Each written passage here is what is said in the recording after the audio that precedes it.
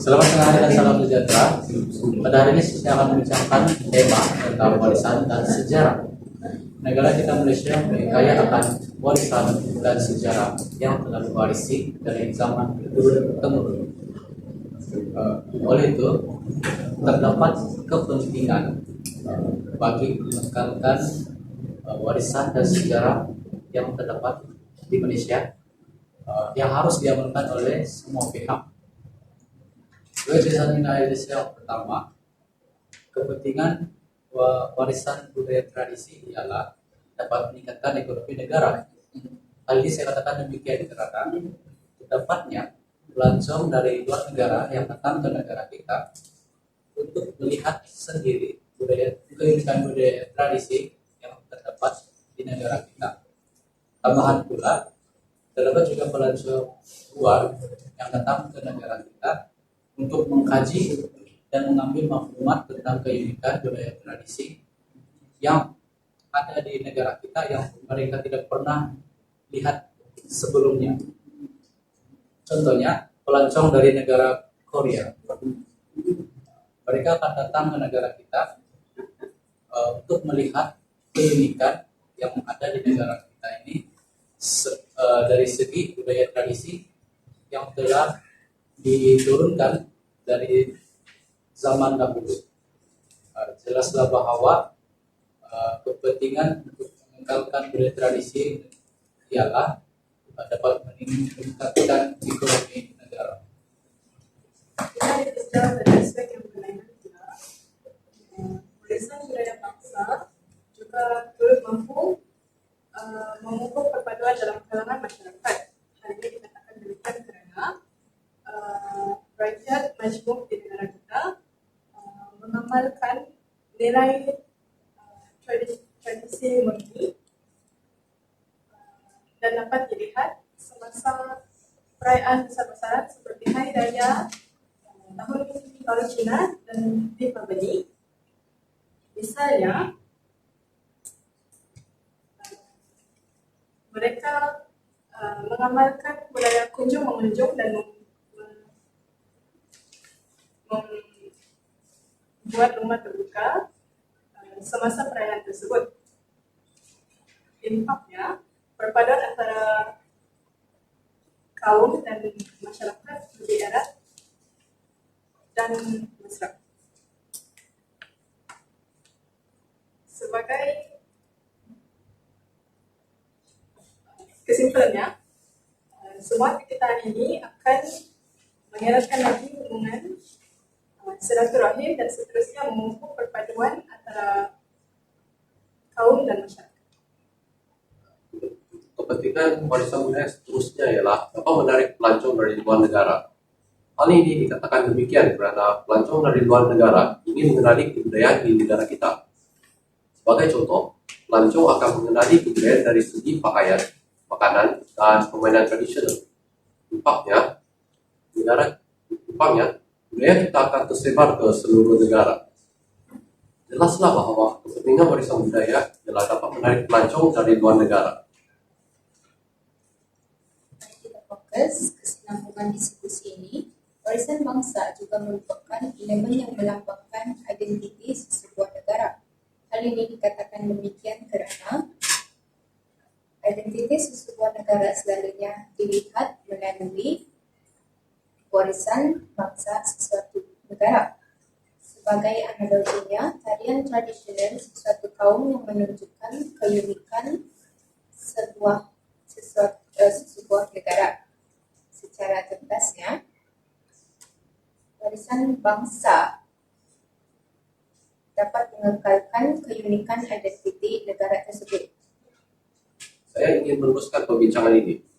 Selain para kepentingan warisan budaya, terdapat juga keunikan budaya di negara kita, seperti makanan tradisional. Hal ini dikatakan demikian karena terdapat berbagai jenis makanan tradisional di negara kita, seperti nasi lemak, sate, dan siumai. Setiap jenis makanan tradisional tersebut dibuat oleh kaum yang berbeza. Oleh itu, setiap jenis hidangan dan rasa mempunyai keunikannya yang tersendiri. Jelaslah bahwa makanan tradisional ini merupakan keunikan budaya di negara kita. Saya setuju dengan pendapat Daniel. Jadi kan saya pernah diskusi dengan ini, sudah pernah mendiskusikan keunikan budaya tradisi ini bukan sejak melalui makanan, malahan dapat keunikan dari segi pakaian juga antara satu keunikan budaya tradisi di negara kita. Hal ini saya katakan demikian karena setiap etnik yang terdapat di negara mempunyai pakaian tradisional masing-masing, di mana pakaian tradisional tersebut mempunyai maksud daripada setiap corak-corak yang terdapat di pakaian tradisional tersebut. Contohnya pakaian tradisional dari etnik di Sabah, kaum Cina, kaum Melayu dan juga kaum India.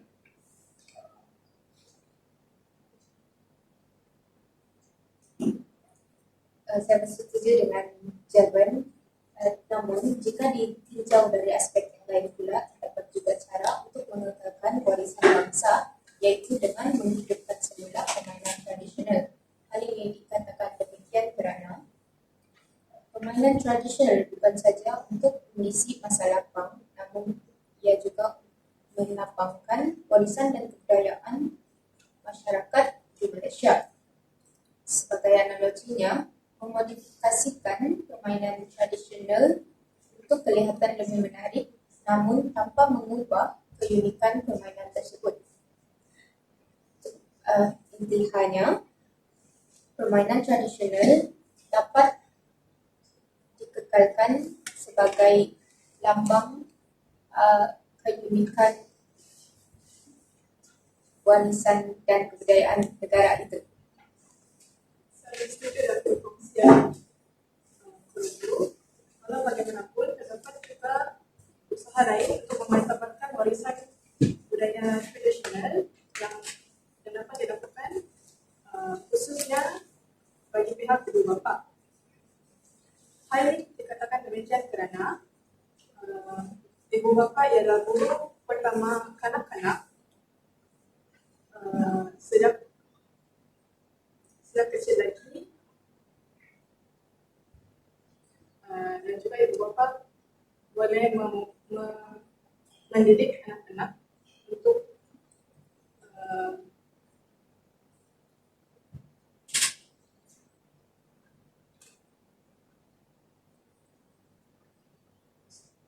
mendedahkan anak-anak dengan permainan tradisional ini sejak usia kecil lagi, iaitu usia setahun jagung sampai pinang. Saya berpendapat demikian kerana ibu bapa boleh membawa anak-anak pergi ke festival atau pameran permainan tradisional, dan dampaknya anak-anak mampu dan boleh bermain permainan tradisional tersebut.